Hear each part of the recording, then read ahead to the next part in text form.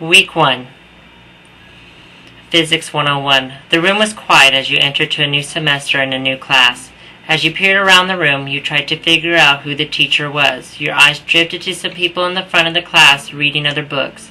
Then all of a sudden, this guy came in the class, a little bit late, but he apologized.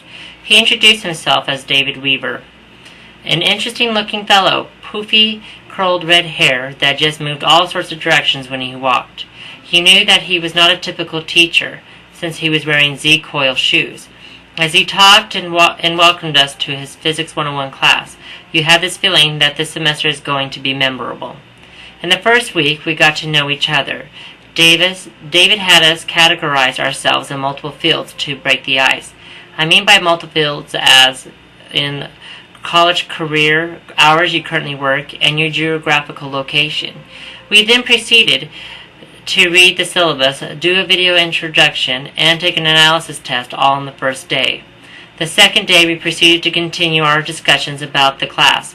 David had us set up our notebooks. We also began to set up our groups for Project 1. Prior to coming to the second day of class, we had to take an online quiz. The quiz was just to show us what we could expect.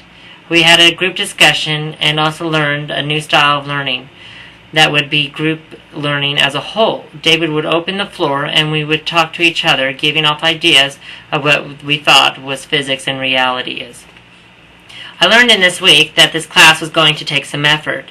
I learned that some of us had the same ideas. These ideas, whether it be from the discussion on the quiz or even with the first project.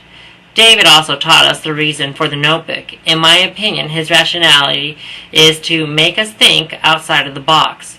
I can say that this style of a notebook is like a diary, and for some of us we learn better this way. The first week left some questions unanswered. I mean, how do you set up any portfolio?